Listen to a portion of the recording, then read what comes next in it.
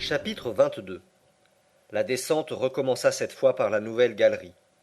Hans marchait en avant, selon son habitude.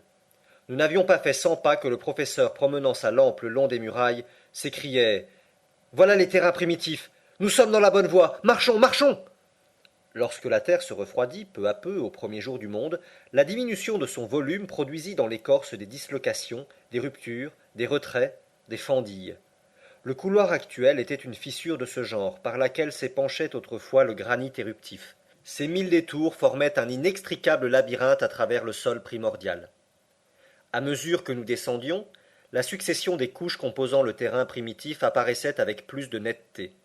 La science géologique considère ce terrain primitif comme la base de l'écorce minérale, et elle a reconnu qu'il se compose de 3 couches différentes, les schistes, les gneiss, les micaschistes, reposant sur cette roche inébranlable qu'on appelle le granit.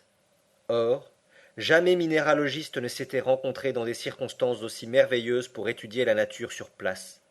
Ce que la sonde, machine inintelligente et brutale, ne pouvait rapporter à la surface du globe de sa texture interne, nous allions l'étudier de nos yeux, le toucher de nos mains.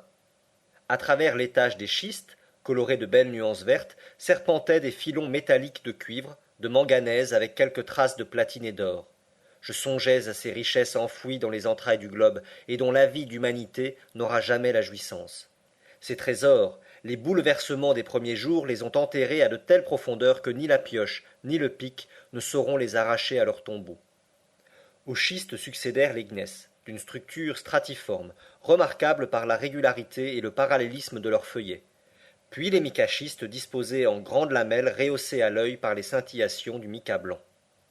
La lumière des appareils, répercutée par les petites facettes de la masse rocheuse, croisait ces jets de feu sous tous les angles, et je m'imaginais voyager à travers un diamant creux dans lequel les rayons se brisaient en 1000 éblouissements.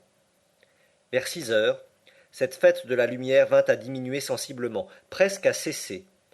Les parois prirent une teinte cristallisée mais sombre.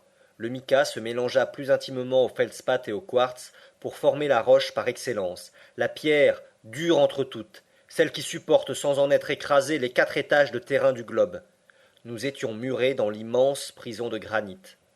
Il était 8 heures du soir, l'eau manquait toujours. Je souffrais horriblement. Mon oncle marchait en avant, il ne voulait pas s'arrêter, il tendait l'oreille pour surprendre les murmures de quelque source, mais rien. Cependant mes jambes refusaient de me porter. Je résistais à mes tortures pour ne pas obliger mon oncle à faire halte.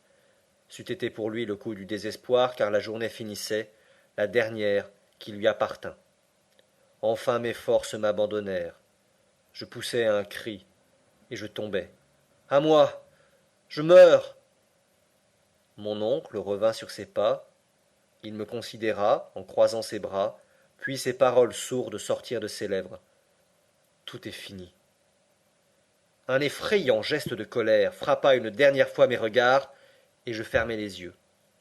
Lorsque je les rouvris, j'aperçus mes 2 compagnons immobiles et roulés dans leurs couvertures. Dormaient-ils? Pour mon compte, je ne pouvais trouver un instant de sommeil. Je souffrais trop, et surtout de la pensée que mon mal devait être sans remède. Les dernières paroles de mon oncle retentissaient dans mon oreille. Tout était fini, car dans un pareil état de faiblesse, il ne fallait même plus songer à regagner la surface du globe. Il y avait une lieue et demie d'écorce terrestre. Il me semblait que cette masse pesait de tout son poids sur mes épaules. Je me sentais écrasé, et je m'épuisais en efforts violents pour me retourner sur ma couche de granit. Quelques heures se passèrent. Un silence profond régnait autour de nous. Un silence de tombeau. Rien n'arrivait à travers ces murailles dont la plus mince mesurait 5 miles d'épaisseur. Cependant, au milieu de mon assoupissement, je crus entendre un bruit. L'obscurité se faisait dans le tunnel. Je regardai plus attentivement, et il me sembla voir l'Islandais qui disparaissait, la lampe à la main. Pourquoi ce départ? Hans nous abandonnait-il? Mon oncle dormait. Je voulus crier. Ma voix ne put trouver passage entre mes lèvres desséchées. L'obscurité était devenue profonde, et les derniers bruits venaient de l'éteindre. Hans nous abandonne, m'écriai-je. Hans, Hans. Ces mots, Je l'écriais en moi-même. Il n'allait pas plus loin. Cependant, après le premier instant de terreur, j'eus honte de mes soupçons contre un homme dont la conduite n'avait rien eu jusque-là de suspect.